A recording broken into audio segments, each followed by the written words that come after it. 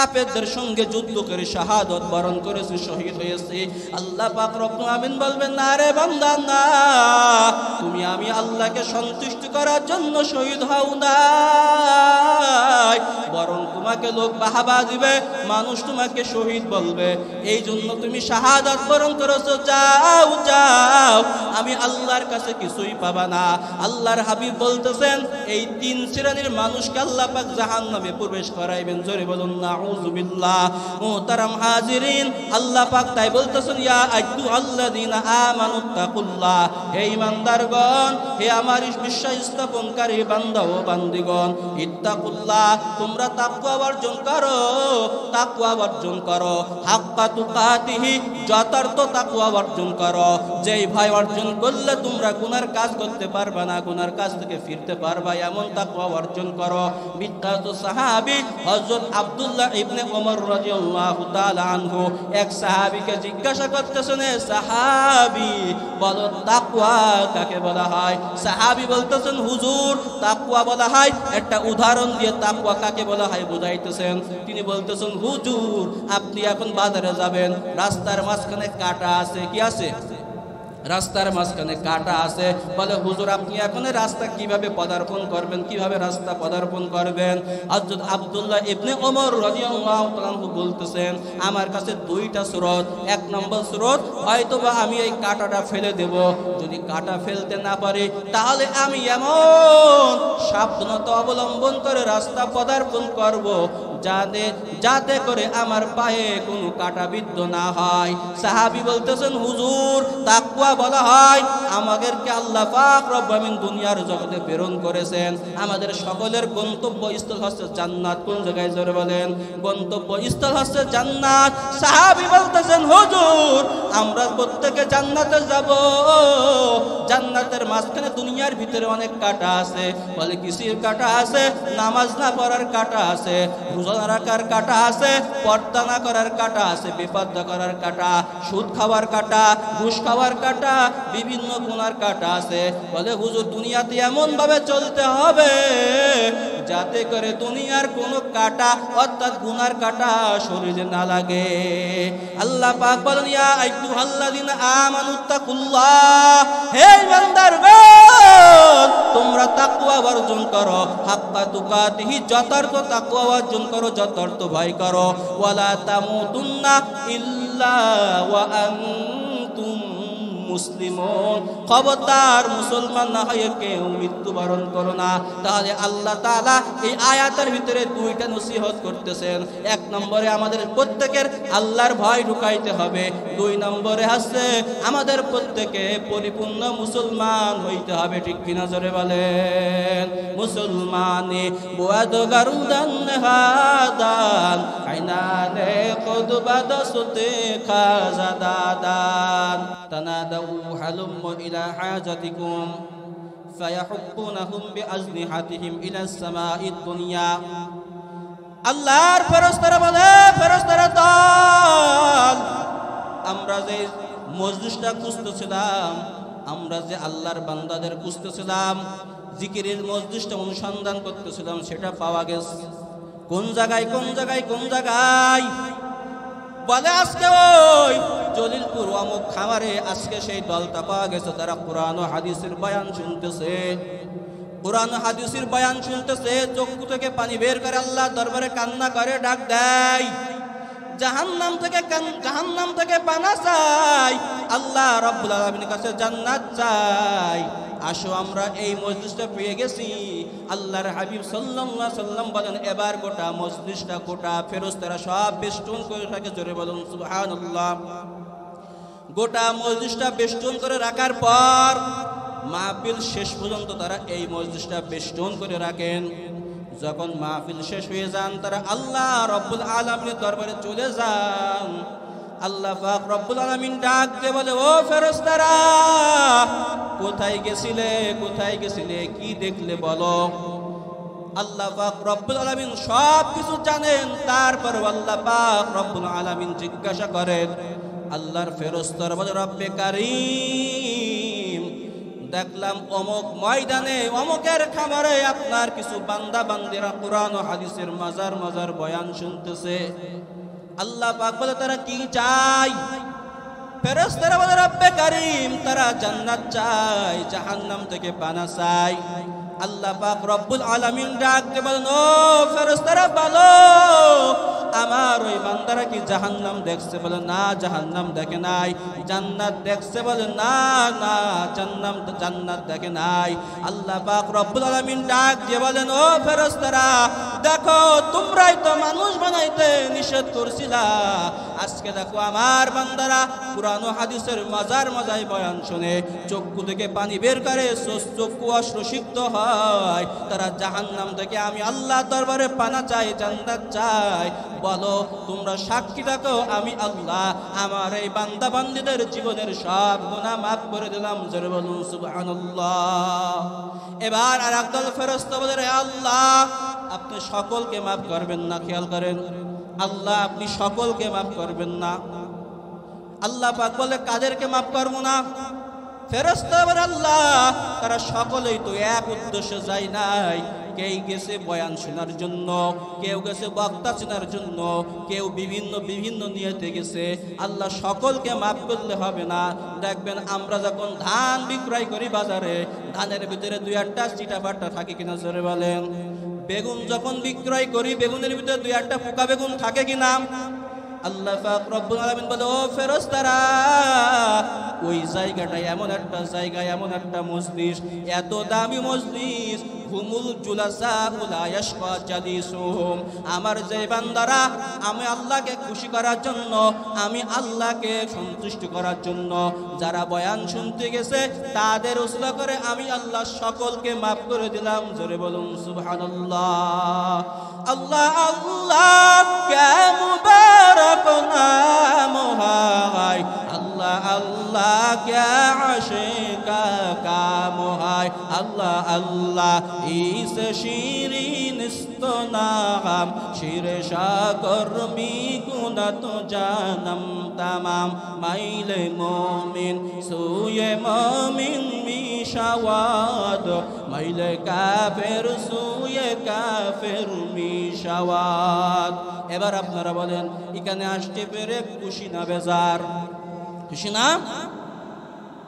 মুহতারাম হাজিরিন, আমি আপনাদের সামনে পবিত্র কুরআনুল কারীমের 3 নম্বর সূরা সূরাতুল আলে ইমরান, কি নাম বললাম? সূরাতুল আলে ইমরানের 102 নম্বর একটা আয়াত তেলাওয়াত করেছি। এই আয়াত সম্পর্কে কিছু বলার চেষ্টা করব।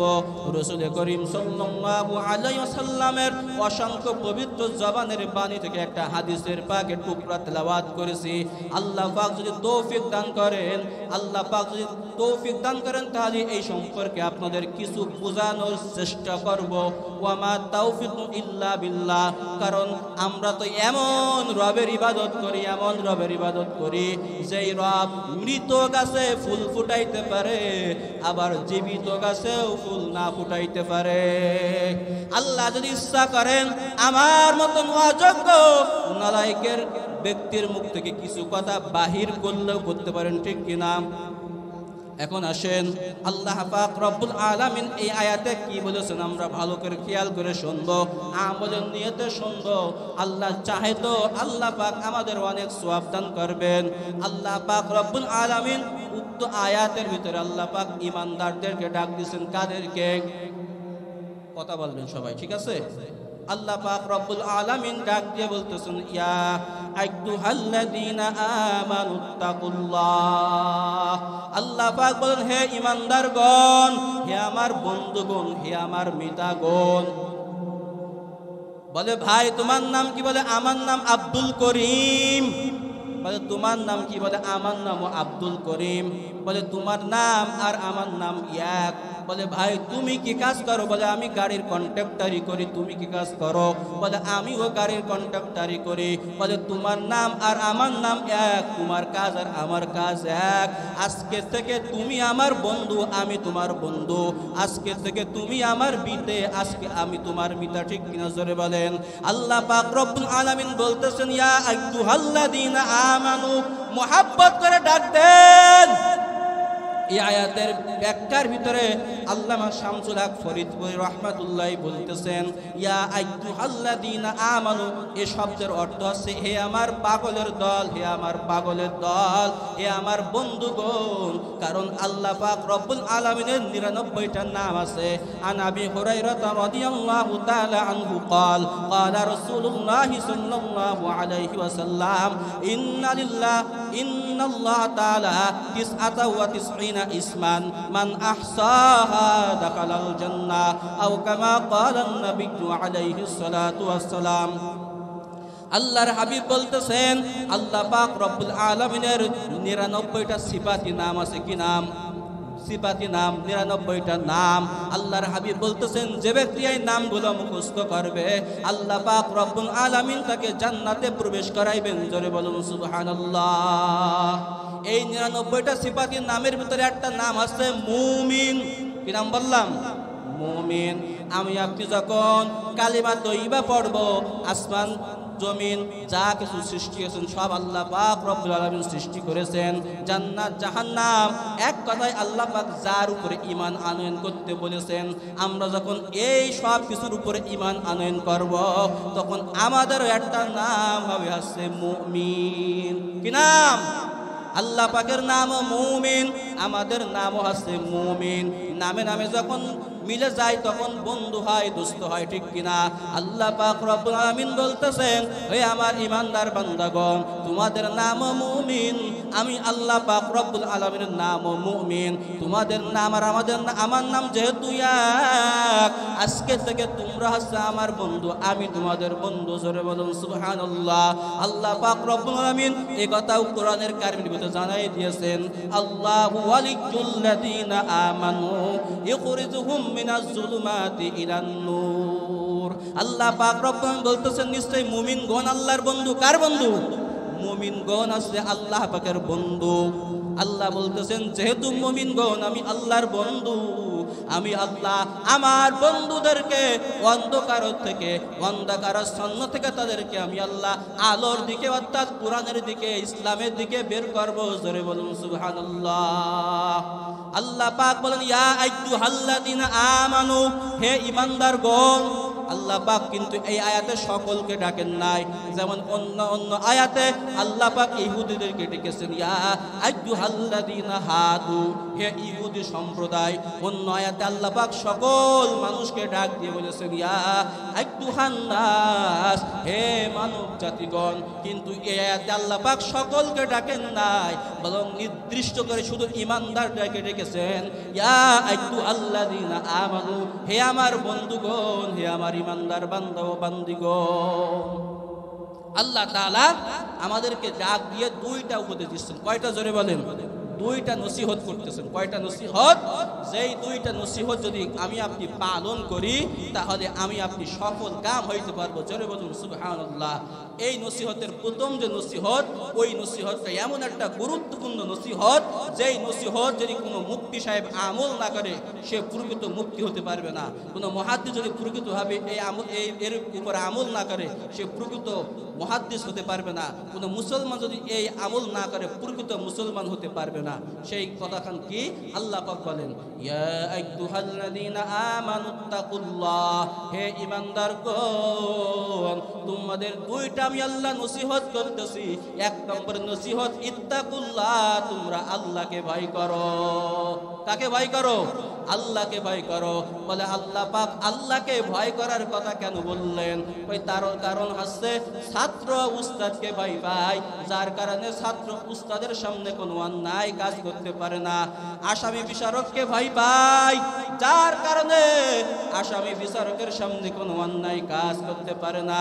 পীরকে মুরিদ অত্যন্ত ভয় পায়, যার কারণে পীরের সামনে মুরিদ কোনো অন্যায় করতে পারে না। ঠিক কিনা? মুসলমান সন্তান পিতামাতাকে ভয় পায়, যার কারণে সন্তান পিতামাতার সামনে কোনো অন্যায় কাজ করতে পারে না। পীরকে যেমন মুরিদ ভয় পায়, মুসলমান সন্তান যেমন পিতামাতাকে ভয় পায়, যতটুকু ভয় পায়, যদি এতটুকু ভয় কোনো ব্যক্তি আল্লাহকে পাইতো, জীবন গেলেও কোনো গুনার কাজ করা সম্ভব হইতো না। এজন্য আল্লাহ পাক বলতেছেন, ইয়া আইয়ুহাল্লাযীনা আমানুত্তাকুল্লাহ, হে ঈমানদারগণ তোমরা আল্লাহকে ভয় করো। সাহাবায়ে কেরাম বয়ান করতেছেন, আল্লাহর হাবিব সাহাবীদের সামনে বয়ান করতেছেন। আল্লাহর হাবিব বললেন, ও সাহাবায়ে কেরাম তোমরা তাকওয়া কাকে বলে জানো নাকি? সাহাবায়ে কেরাম বললেন, ইয়া রাসূলুল্লাহ, ইয়া হাবিবাল্লাহ, না না, তাকওয়া কাকে বলে আমরা জানি না। আল্লাহর হাবিব সাল্লাল্লাহু আলাইহি সাল্লাম ডান হাতের শাহাদাত আঙ্গুল 3 বার ইশারা করে বললেন, আত-তাকওয়া হাহুনা, আত-তাকওয়া হাহুনা, আত-তাকওয়া হাহুনা। তাকওয়া অন্তরের ব্যাপার, তাকওয়া অন্তরের ব্যাপার, তাকওয়া অন্তরের ব্যাপার। আল্লাহর হাবিব বলতেছেন, ইন্নাল্লাহা লা ইয়ানজুরু ইলা সুওয়ারিকুম ওয়া আমওয়ালিকুম ওয়ালাকিন ইয়ানজুরু ইলা কুলুবিকুম ওয়া আ'মালিকুম, আও কামা ক্বালা an-নাবিয়্যু আলাইহিস সালাতু ওয়াস সালাম।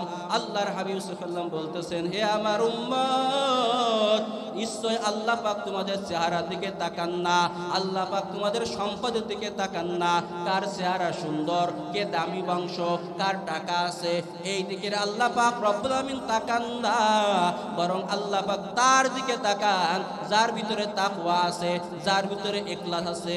যে ব্যক্তি আল্লাহকে সন্তুষ্ট করার জন্য আমল করে, আল্লাহ পাক তার দিকে তাকান। এজন্য তাকওয়ার অপর একটা নাম আছে ইখলাস, অর্থাৎ তাকওয়া এমন একটা ইবাদত, তাকওয়া এমন একটা ইবাদত যে ইবাদত ছাড়া নামাজ কবুল হবে না। আল্লাহ পাক বলেন, তাকওয়া ছাড়া আমি আল্লাহ নামাজ কবুল করব না, তাকওয়া ছাড়া তোমার রোজা কবুল করব না, তাকওয়া ছাড়া তোমার যাকাত কবুল করব না, তাকওয়া ছাড়া তোমার হজ কবুল করব না। তাকওয়া ছাড়া বান্দা যে কোনো ইবাদত করো না কেন, আমি আল্লাহ পাক রব্বুল আলামিন কবুল করব না। হাদিসের ভিতরে হযরত আবু হুরায়রা রাদিয়াল্লাহু তাআলা আনহু একজন ব্যক্তির সামনে বয়ান করতেছেন নির্জনে যেয়ে। লোকটা দেখতেছেন, লোকটা যখন মদিনায় গেলেন, যাওয়ার পরে দেখতেছেন লোকজন একজনকে ঘিরাও করে রেখেছেন, তিনি বয়ান করতেছেন। লোকটা যখন ভিড়ের ভিতরে গেলেন, যাওয়ার পরে দেখলেন হযরত আবু হুরায়রা রাদিয়াল্লাহু তাআলা আনহু বয়ান করতেছেন। বয়ান করা শেষ, আবু হুরায়রা রাদিয়াল্লাহু তাআলা আনহু এবং ওই লোকটা এক রয়েছেন, শুধু আবু হুরায়রা আর ওই লোকটা রয়েছেন। তাকার পর লোকটা বলতেছে, হুজুর আপনি আমার সামনে এমন কিছু হাদিস বলেন যে হাদিস আপনি নবীজির কাছ থেকে শুনেছেন। আবু হুরায়রা রাদিয়াল্লাহু তাআলা আনহু বলতেছেন, ঠিক আছে চলো আমরা নির্জন জায়গায় যাই। এরপরে লোকটা এবং আবু হুরায়রা রাদিয়াল্লাহু তাআলা আনহু চলে গেলেন রুমের ভিতরে। একটা রুমের ভিতরে যাওয়ার পর আবু হুরায়রা রাদিয়াল্লাহু তাআলা আনহু বলতেছেন, হে আল্লাহর বান্দা, আমি তোমাকে এমন একটা হাদিস এখন শুনাইবো যে হাদিস আমি নবীজির কাছ থেকে শুনেছি। আমি যখন নবীজির কাছ থেকে শুনেছিলাম আমার কাছে আর কেউ ছিল না, এখন আমি তোমার সামনে সেই হাদিসটা শোনাবো। এই বলার পরে আবু হুরায়রা হাদিসটা বর্ণনা করতে যাবেন, বর্ণনা করতে যাইতে বর্ণনা করবেন, এমন সময় আবু হুরায়রা রাদিয়াল্লাহু অজ্ঞান হয়ে গেলেন। অজ্ঞান হওয়ার পর যখন তার জ্ঞান ফিরল, আবার বলতেছেন, এবার আমি তোমাকে হাদিস শুনাইব। এই কথা বলতে যেয়ে আবার তিনি অজ্ঞান হয়ে গেলেন। এইভাবে 3 বার পরপর 3 বার আবু হুরায়রা রাদিয়াল্লাহু তাআলা অজ্ঞান হয়ে গেলেন। অজ্ঞান হওয়ার পর চতুর্থবার আবু হুরায়রা রাদিয়াল্লাহু তাআলা বলতেছেন, হে আল্লাহর বান্দা, আমি এখন তোমাকে এমন একটা হাদিস শুনাইব যে হাদিসটা আল্লাহ রাসূল সাল্লাল্লাহু আলাইহি ওয়াসাল্লাম আমাকে শুনাইছেন। সেই হাদিসটা কি? আবু হুরায়রা রাদিয়াল্লাহু তাআলা বলতেছেন, হে আল্লাহর বান্দা, আল্লাহর হাবিব আমাকে বলেছেন কিয়ামতের দিন যেদিন তো মানুষ সবাই নাফসি নাফসি করতে থাকবে, সূর্যটা মানুষের মাথার এক বিদ্যেক তবাতে আসবে, মানুষ সবাই নাফসি নাফসি করতে থাকবে, মানুষ সবাই বলবে আমার উপায় কি? শুধু মানুষ কেন, নবীরা পর্যন্ত বলবে আমার উপায় কি, আমার উপায় কি। 12 বছর 14 বছর মাদ্রাসায় পড়িলাম, পাতলা ডাউল খাইয়া পোকা লাগা ভাত খাইয়া ইলম শিক্ষা করেছে আপনাকে সন্তুষ্টি করার জন্য। আল্লাহ ইলম শিক্ষা করার পর আমি মানুষের ভিতরে সেটা প্রচার করেছি এবং আমি আমল করেছি। আল্লাহ পাক রব্বুল আমিন বলবেন, না না না, তুমি এলেম শিখেছো আমাকে সন্তুষ্ট করার জন্য নাই, বরং তুমি এলেম শিক্ষা করেছো, মানুষ তোমাকে বড় বক্তা বলবে, বড় আলেম বলবে, যাও যাও আমি আল্লাহর কাছে কিছুই পাবা না। এরপরে আলেমকে জাহান্নামে প্রবেশ করাইবেন। জোরে বলুন নাউযুবিল্লাহ। আল্লাহ পাক রব্বুল আলামিন এবার একজন দানকারীকে ডাক দিয়ে বলবে, রে আমার বান্দা বলো কি আমল করেছো? আল্লাহর বান্দা বলবে, আল্লাহ আমি আপনার রাস্তায় দান করেছি, এই আমলটা আমি করেছি।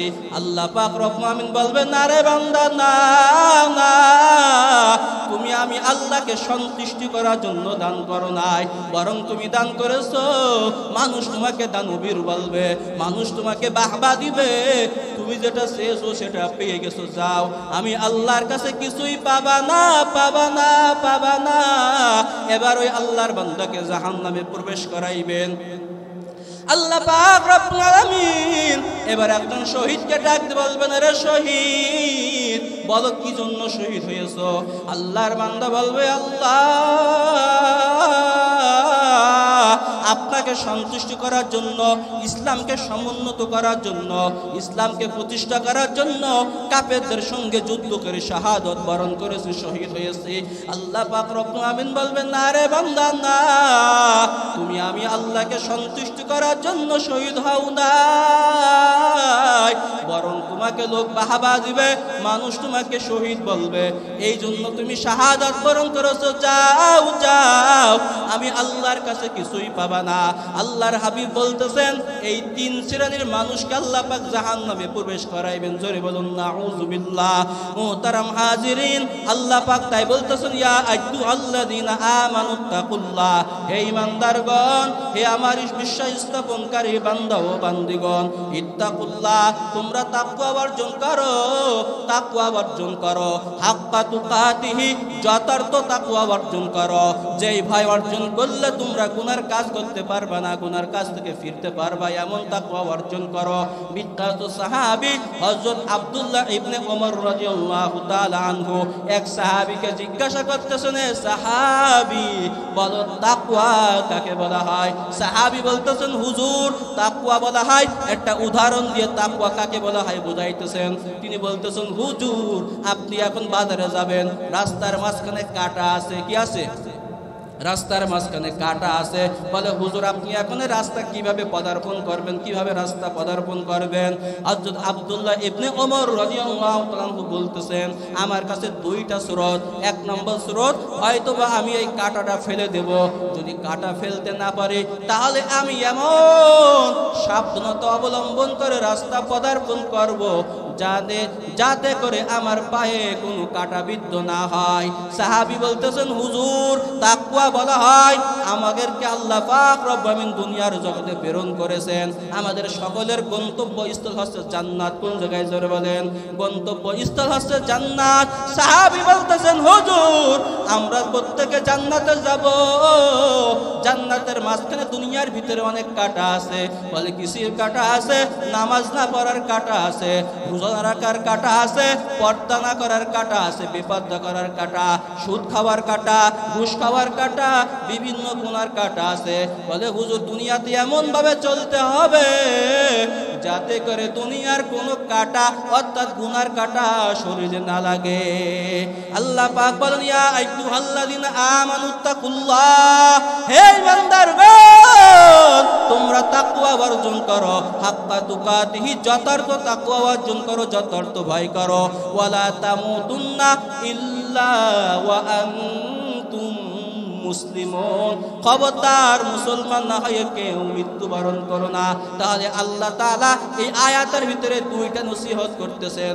এক নম্বরে আমাদের প্রত্যেকের আল্লাহর ভয় ঢুকাইতে হবে, দুই নম্বরে আছে আমাদের প্রত্যেকে পরিপূর্ণ মুসলমান হইতে হবে। ঠিক কিনা জোরে বলেন? মুসলমানে বুয়াদ গারুদান হাদান আইনানে কদবাদ সুতে খাজাদাদান। মোহতারাম হাজিরিন, এ আল্লাহর বান্দা নবীর উম্মতের দল, খেয়াল করে বোঝেন, আল্লাহ পাক রব্বুল আলামিন আমাদেরকে বলেছেন খবরদার মুসলমান না হয়ে কেউ মৃত্যুবরণ করো না। হাদিস শরীফের ভিতরে আল্লাহর হাবিব সাল্লাল্লাহু আলাইহি ওয়াসাল্লাম বলতেছেন, নিশ্চয় মুমিনদের জন্য মৃত্যু আছে উপহার স্বরূপ। মুমিনদের জন্য কি মৃত্যুরা উপহার স্বরূপ? মুমিনদের জন্য মৃত্যু কেমনে উপহার স্বরূপ হয়? আমরা বুখারী শরীফের একটা হাদিসের দিকে তাকাইলে দেখতে পাই, বুখারী শরীফের 6507 নম্বর হাদিসের বর্ণনা। ভালো করে লক্ষ্য করেন, বুখারী শরীফের 6507 নম্বর হাদিসের বর্ণনা। আম্মাজান হযরত আয়েশা সিদ্দিকা রাদিয়াল্লাহু তাআলা আনহা বর্ণনা করতেছেন, আল্লাহর হাবিব সাল্লাল্লাহু আলাইহি ওয়াসাল্লাম বলতেছেন, মান আহাব্বা লিকা আল্লাহ আহাব্বাল্লাহু লিকাআহু ওয়া মান কারিহা লিকা আল্লাহ কারিহাল্লাহু লিকাআহু। আল্লাহর হাবিব বলতেছেন, মান আহাব্বা লিকা আল্লাহ, যে ব্যক্তি আল্লাহর সাক্ষাৎকে পছন্দ করে, মহব্বত করে, আল্লাহ তার সাক্ষাৎকে পছন্দ করে। জোরে বলুন সুবহানাল্লাহ। ওয়া মান কারিহা লিকা আল্লাহ কারিহাল্লাহু লিকাআহু, যে ব্যক্তি আল্লাহর সাক্ষাৎকে অপছন্দ করে, আল্লাহ তার সাক্ষাৎকে অপছন্দ করেন। বিষয়টা বুঝতে পেরেছেন? যে ব্যক্তি আল্লাহর সাক্ষাৎ পছন্দ করে, আল্লাহ তার সাক্ষাৎকে পছন্দ করেন। আর যে ব্যক্তি আল্লাহর সাক্ষাৎ অপছন্দ করেন, আল্লাহ তার সাক্ষাৎকে অপছন্দ করেন। আম্মাজান হযরত আয়েশা সিদ্দিকা রাদিয়াল্লাহু তাআলা আনহা অথবা অন্য কোন নবীর স্ত্রী বললেন, ইয়া রাসূলুল্লাহ, মৃত্যু কেউ তো চাই না, যেহেতু আল্লাহর সাথে সাক্ষাৎ করতে হবে মৃত্যুর মাধ্যমে, ইন্না নাকরাহুল মাউত, মৃত্যু কেউ তো চাই না, তাহলে আল্লাহর সাক্ষাৎ পছন্দ করার অর্থ কি? আল্লাহর হাবিব সাল্লাল্লাহু আলাইহি ওয়াসাল্লাম বলতেছেন, হে আমার বিবি, বিষয়টা এমন নাই, বিষয়টা হচ্ছে যখন কোনো মুমিন ব্যক্তির মৃত্যু সময় উপস্থিত হয়ে যায়, খেয়াল করে লক্ষ্য করবেন, যখন কোনো মুমিন ব্যক্তির মৃত্যু সময় উপস্থিত হয়ে যায়, আল্লাহ পাকের পক্ষ থেকে একদল ফেরেশতা আসার পর তার সামনে আগমন করে, তার সামনে আত্মপ্রকাশ করার পরে আল্লাহর ফেরেশতারা বলে, এরে আল্লাহর বান্দা, তোমার কোনো ভয় নাই, চিন্তা নাই, চিন্তা নাই, তুমি আল্লাহকে সন্তুষ্ট করার জন্য চেষ্টা করেছো, আল্লাহকে সন্তুষ্ট করার জন্য নামাজ কালাম পড়েছো, আল্লাহকে সন্তুষ্ট করার জন্য রোজা রেখেছো, আল্লাহকে সন্তুষ্ট করার জন্য হজে গেছো, আল্লাহকে সন্তুষ্ট করার জন্য হজে যাইয়া আমি আল্লাহর ডাকে সাড়া দিছো। লাব্বাইক আল্লাহুম্মা লাব্বাইক লাব্বাইক লা শারীকা লাকা লাব্বাইক ইন্নাল হামদা ওয়ান নি'মাতা লাকা ওয়াল মুলক লা শারীকা লাক উচ্চারণ করেছো। আমি আল্লাহকে সন্তুষ্ট করার জন্য হারাম খাও নাই, হালাল ভক্ষণ করেছো। আমি আল্লাহকে সন্তুষ্ট করার জন্য কত কষ্ট করেছো। আরে আল্লাহর বান্দা শোনো, আল্লাহ পাক তোমাকে দুইটা সুসংবাদ দিচ্ছেন, বুশরা বিরিজওয়ানিল্লাহ ওয়া কারামাতিহি। এক নম্বর সুসংবাদ, ফেরেশতারা বলেন, এ আল্লাহর বান্দা, আল্লাহ তোমাকে দুইটা সুসংবাদ দিচ্ছেন। এক নম্বর সুসংবাদ, বুশরা বিরিজওয়ানিল্লাহ, যেমন তুমি আল্লাহকে সন্তুষ্টি করার জন্য চেষ্টা করেছো, আল্লাহ পাক তোমার উপরে সন্তুষ্টি। জোরে বলুন সুবহানাল্লাহ। বলেন, আল্লাহ যদি কারোর উপর সন্তুষ্টি থাকে, তার ভয় কোনো? জোরে বলেন, ভয় কোনো? ভয় নাই, কোনো ভয় নাই। আল্লাহর ফেরেশতা বলেন, আল্লাহ পাক তোমার উপর সন্তুষ্টি হয়ে গেছেন। দুই নম্বর সুসংবাদ, তুমি মৃত্যুর পর আল্লাহ পাক তোমাকে সম্মানিত করবেন। তিরমিজি শরীফের হাদিসের ভিতরে আল্লাহর হাবিব এই হাদিসের ব্যাখ্যায় বলেন, আল্লাহ পাক তার উপর সন্তুষ্ট হয়েছেন, আল্লাহ তাকে সম্মানিত করবেন। এর অর্থ কি? তার অর্থ হচ্ছে, আল্লাহর ফেরেশতারা বলেন, এই আল্লাহর বান্দা, আল্লাহ পাক রব্বুল আলামিন তোমার মৃত্যুর পর তোমার জান্নাতে প্রবেশ করাইবেন। এবার আল্লাহর বান্দার সামনে, আল্লাহর বান্দার সামনে জান্নাতের রূপখান তুলে ধরা হয়। আল্লাহর বান্দা জান্নাত দেখতে থাকে, দেখে জান্নাতের নাজ নিয়ামত, জান্নাতের সুন্দর সুন্দর নিয়ামত দেখতে থাকেন। জান্নাতের নিয়ামত দেখার পর আল্লাহর বান্দা পাগল পারা হয়ে যায়, কখন আমার মৃত্যু হবে। মৃত্যুর পরে সে জানে আল্লাহ পাকের সাথে আমার সাক্ষাৎ হবে, মৃত্যুর পরে আমি আমার আল্লাহ আমার জন্য জান্নাত রেখে দিয়েছেন। আল্লাহর বান্দা এবার মৃত্যুর জন্য পাগল পারা হয়ে যায়, তিনি মৃত্যুকে পছন্দ করে। আল্লাহর হাবিব বলেন আল্লাহ তার মৃত্যুকে পছন্দ করেন। আল্লাহর বান্দা মৃত্যুর পর আল্লাহ পাক তাকে জান্নাতে প্রবেশ করান। জোরে বলুন সুবহানাল্লাহ। নবী বলেন পক্ষান্তরে যখন কোন বেঈমানের মৃত্যুর সময় উপস্থিত হয়ে যায়, বড় কষ্ট, বড় কষ্ট, বড় কষ্ট। আল্লাহর ফেরেশতারা তার সামনে হাজির হয়ে যায়। আল্লাহর ফেরেশতারা বলে আল্লাহর দুশমন, দুনিয়াতে তুমি আল্লাহর হুকুম পালন করো নাই, আল্লাহকে সন্তুষ্ট করতে পারো নাই, আল্লাহকে সন্তুষ্ট করার জন্য চেষ্টা করো নাই, হারাম খাইছো, হালাল পথে চলো নাই, বেপরদা করেছো, সুদ খেয়েছো, ঘুষ খেয়েছো, এক কথায় গুনার কাজ করেছো। আল্লাহর হাবিব বলেন আল্লাহর ফেরেশতারা তাকে দুইটা দুঃসংবাদ দেয়। কয়টা দুঃসংবাদ জোরে বলেন? বুশিরাবি উকুবাতিহি, বুশিরাবি আযাবিল্লাহ ওয়া উকুবাতিহি। এক নম্বর দুঃসংবাদ, আল্লাহর ফেরেশতা বলে আল্লাহর দুশমন, তুমি যেমন আল্লাহকে সন্তুষ্টি করতে পারো না, তুমি মৃত্যুর পরে আল্লাহ পাক তোমাকে জাহান্নামে ঢুকাইবেন। জোরে বলুন নাউযুবিল্লাহ। আল্লাহ পাক তোমাকে শাস্তি প্রদান করবে। এবার আল্লাহর বান্দার সামনে জাহান্নামের রূপটা তুলে ধরা হয়। আল্লাহর বান্দা তখন জাহান্নাম দেখতে থাকে। আল্লাহর বান্দা বুঝতে পারে মরলেই সে জাহান্নামে প্রবেশ করবে। আল্লাহর বান্দা তখন মৃত্যুবরণ করতে চায় না। আল্লাহর বান্দার মুখে তখন কালিমা তৈবাও নসিব হয় না। আল্লাহর হাবিব বলেন এই বান্দা যে মৃত্যুবরণ করুক আল্লাহ এটা চাই না, যেহেতু আল্লাহ পাকের একটা নিজাম, এজন্য তাকে মৃত্যুবরণ করানো হয়। মৃত্যুবরণ করানোর পর তাকে জাহান্নামে প্রবেশ করানো হয়। জোরে বলুন নাউযুবিল্লাহ। রে মুসলমান ইমানদার আল্লাহর গোলাম, আল্লাহ পাক রব্বুল আলামিন সেজন্যই বলতেছেন ইয়া আইয়ুহাল্লাযীনা আমানু ইত্তাকুল্লাহ, হে ইমানদারগণ আমি আল্লাহকে ভয় করো, হাক্কা তুকাতিহি যথার্থ ভয় করো, ওয়ালা তামুতুন্না ইল্লা ওয়া আনতুম মুসলিমুন, খবরদার মুসলমান না হয়ে কেউ মৃত্যুবরণ করো না। এজন্য আমার আপনার প্রত্যেকের পরিপূর্ণ মুসলমান হইতে হবে। বলে ভাই নামাজ পড়ো না কেন? বলে তাকওয়ার অভাব। বলে ভাই রোজা রাখো না কেন? বলে তাকওয়ার অভাব। যাকাত দাও না কেন? তোমার উপরে যাকাত পড়ো, যাকাত দাও না করো, বলে তাকওয়ার অভাব। সুন্নত পালন করো না কেন? বলে সুন্নত না পড়ার একটাই মাত্র কারণ তাকওয়ার অভাব।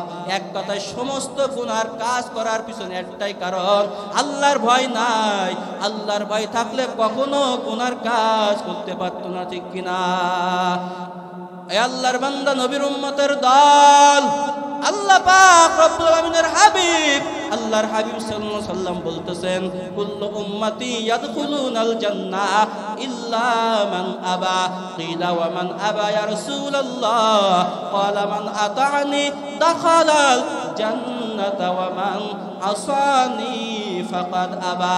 আল্লাহর হাবিব বলেন কুল্লু উম্মতি ইয়াদখুলুনাল জান্নাহ, আমার সমস্ত উম্মত জাহান্নামী, সমস্ত উম্মত জান্নাতি, ইল্লা মান আবা, তবে যারা আমি নবীকে অস্বীকার করে তারা জাহান্নামী। আমার কথা বুঝছেন? আল্লাহর হাবিব বলেন আমার সমস্ত উম্মত জান্নাতি, তবে যারা আমি নবীকে অস্বীকার করে তারা জাহান্নামী। সাহাবায়ে কেরাম প্রশ্ন করলেন ইয়া রাসূলুল্লাহ, কিলা ওয়া মান আবা ইয়া রাসূলুল্লাহ? হে আল্লাহর রাসূল, কারা আপনাকে অপছন্দ করে, কারা আপনাকে অস্বীকার করে? আল্লাহর হাবিব সাল্লাল্লাহু আলাইহি ওয়াসাল্লাম বলতেছেন যারা আমি নবীর সুন্নত পালন করে তারাই আমি নবীকে স্বীকার করে, যারা আমি নবীর সুন্নত পালন করে না তারাই আমি নবীকে অস্বীকার করে। জোরে বলুন নাউযুবিল্লাহ। এজন্য মুহতারাম হাজিরিন, প্রত্যেকের ভিতরে নবীর মুহাব্বত থাকা লাগবে, নবীর মুহাব্বত থাকা লাগবে। যেমন সাহাবীদের নবীর মুহাব্বত ছিল।